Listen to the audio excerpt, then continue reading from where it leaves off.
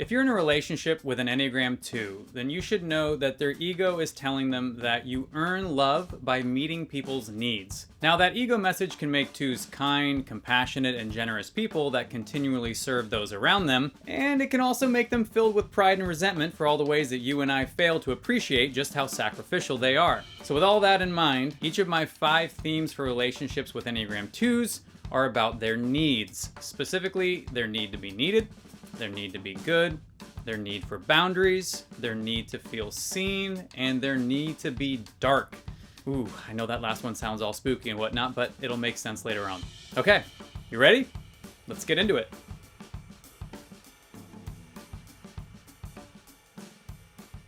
2s are great at loving their partners through acts of service because they believe meeting your needs should result in earning your love. 2s can be incredibly supportive partners, either from a genuinely noble place or from a more insecure, clingy place. Average or unhealthy 2s just worry that you wouldn't love them if they weren't so damn helpful, and so they focus entirely on meeting your needs and repressing their own needs. This creates an unspoken hope or bitter expectation that eventually you'll notice all the nice things they've done for you and return the favor, or at minimum, just express how appreciative you are of them. Feeling appreciated is like oxygen for average 2s, and it's like heroin for unhealthy 2s. They just need it to survive in a relationship. Now, average 2s get a way bigger rush by feeling needed from some impressive or important person, which makes them subtly selective about who and when they choose to provide their help. This can cause friction in a relationship if the 2's partner feels like they're spending way too much time and energy sucking up to some influential person, like their boss or a leader in the community, rather than focusing on their relationship and the family unit as a whole. This tends to happen more when 2s feel like their partner or the kids simply don't need their help anymore. After all, 2s have a deep sense of pride in being needed by others, so if you reject their help, it sort of feels like you've rejected their entire purpose in life. Ultimately, healthy 2s have detached their core identity from this compulsion to feel needed and have tapped into a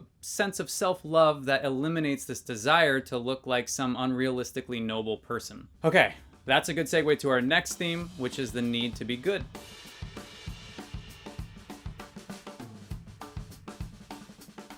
2s believe that being a good partner means looking like a good person. Not in the ways that 3s want to look good as in being flashy, or the way that 1s want to look good as in being moral. 2s just want to look good in a way that says, I'm all set, so let's keep the focus on you.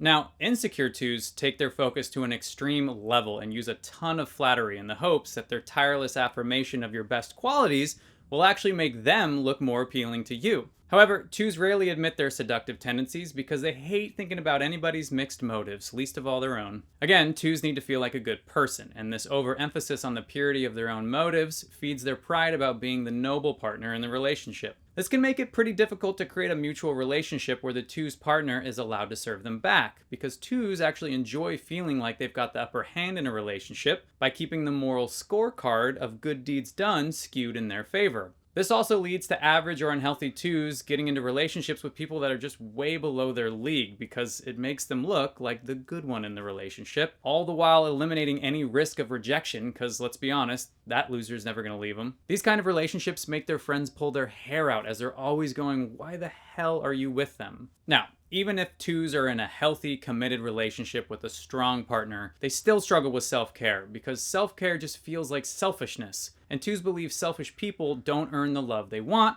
only good people do. The only time 2s normally feel like it's okay to do some self-care is after they've totally run themselves into the ground, serving everyone around them. It's incredibly helpful if 2s have a partner that can notice when they're getting close to empty and then pull them out of the fray before they self-destruct. Ultimately, though, 2s have to find a lifestyle of self-care, not just a spa day every once in a blue moon. Okay, that's enough on the need to be good. Time to move on to our next theme for type 2s, which is the need for boundaries.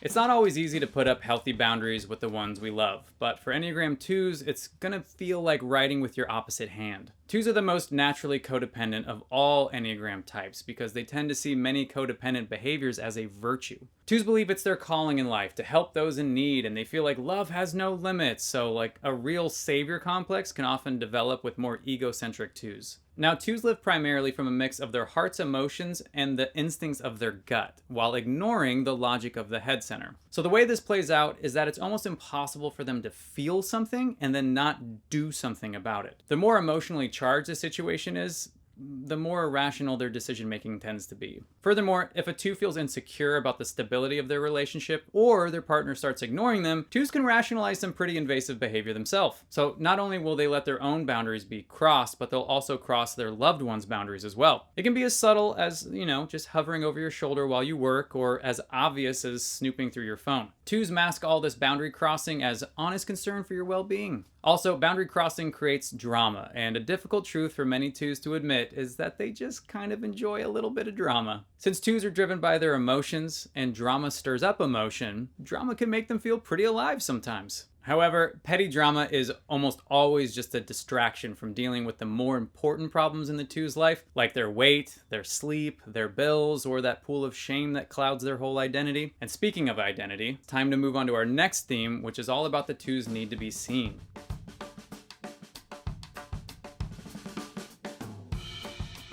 A key aspect of the 2's place within the heart center is that they have a great deal of shame around their identity. That shame clouds their vision, and since they can't see themselves clearly, they tend to see themselves through the eyes of those they love. This is why 2s gravitate towards physical beauty, wealth, power, and popularity, because they feel less ashamed of themselves if someone with all those admirable qualities takes a shine to them. Immature 2s that win over an especially attractive partner will even start to obsess about their partner's social status or all their most impressive qualities, because now they feel like those things are a part of their identity too. This backfires if a 2 starts feeling lost in their more impressive partner's shadow. Resentful 2s that feel underappreciated tend to get a bit delusional about the role they've played in their partner's success and may even take credit for things they had nothing to do with. But for healthier 2s, this need to be seen is just about a willingness to share the full spectrum of who they are with their partner, warts and all. Feeling safe enough to admit what you need and feeling seen by your partner very much go hand in hand. Probably should have defined this earlier, but what I mean by feeling seen is just a mixture of feeling both understood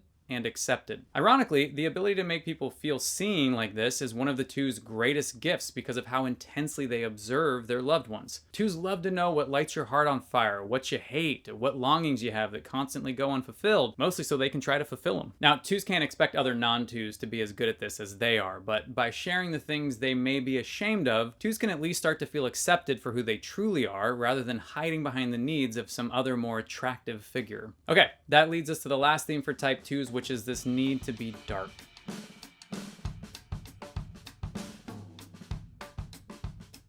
True intimacy can be a very scary thing. For 2s, it'll probably be the scariest thing they do in their entire lives, and it's symbolized on the Enneagram in their movement of integration to the type 4 individualist. The 4's greatest gift is their ability to embrace the highs and lows of life, the joy and the pain, the boredom and the ecstasy, the light and the dark. All that stuff forms their unique identity and informs their ability to embrace the unique identity of everyone else they encounter. For 2s, they feel like their dark side could actually cost them the love they've worked so hard to earn, and so they keep it hidden. That's why so many 2s have a hard time pushing past the initial infatuation stage of a dating relationship and into the nitty-gritty aspects of a long-term commitment. It all feels easy and nice when you're just sharing superficial details about yourself and going out on fun dates and not talking about the fact that your dad was never around or your siblings in rehab. 2s convince themselves that you only like them because they're bright, upbeat, positive, and down for anything. But that narrative can only last for so long because all 2s eventually take on some of the worst traits of the type 8 challenger when they feel stressed out. This is what's called the movement of disintegration, and it's what happens when all those repressed negative emotions finally boil over. On the low side, this looks like the 2 scolding their partner for being ungrateful, but on the high side can be a truly clarifying experience as it reveals the 2's authentic feelings and desires. Oftentimes, 2s are so good at ignoring their needs or dark emotions that it takes a deeply traumatic loss of some kind to finally break down this well-constructed illusion. The only beauty that comes from a painful experience of this magnitude is if the 2 chooses to lean into that pain and allow others to walk with them through their darkest season of life, much in the way they would do for someone else. If they do that,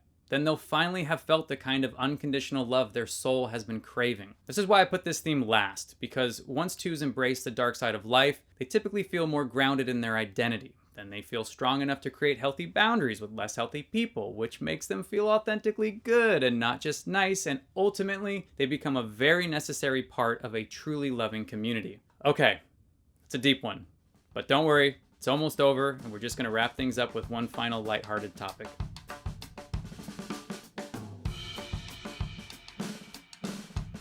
One thing I thought would be fun with these relationship episodes would be to end with each type's love language. As a refresher, the 5 love languages are quality time, acts of service, physical touch, words of affirmation, and gifts. I think it's pretty obvious which love language 2s prefer, and it's all 5, all the time. Kidding.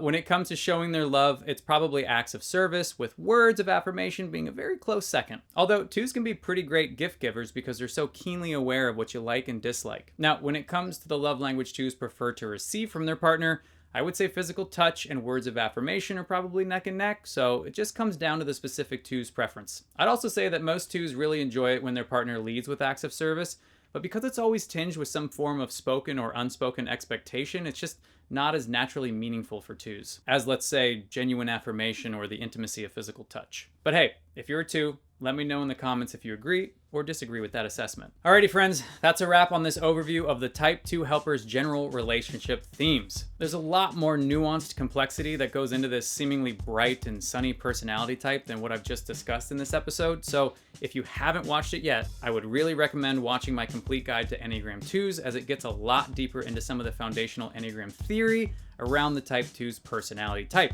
I've also got tons more content coming for this Enneagram relationship series, so be sure to hit that subscribe button so you don't miss out on any of the new episodes as they drop. I thank you so much for watching. I really hope you enjoyed it. As always, I'm your host, Colton Simmons, and I hope to see you next time on You've Got a Type.